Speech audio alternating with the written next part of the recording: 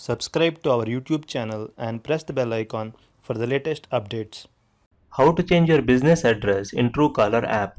Go to your phone menu, find the Truecaller app and click on it. Click on the left menu. Click on the pencil icon next to your business name. Now scroll down to Contact Details section. Click on the pencil icon next to your address.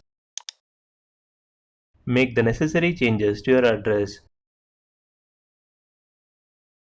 Click Save. That's it. Changes has been saved. This is how you can change your business address in Truecaller app. Thank you for watching.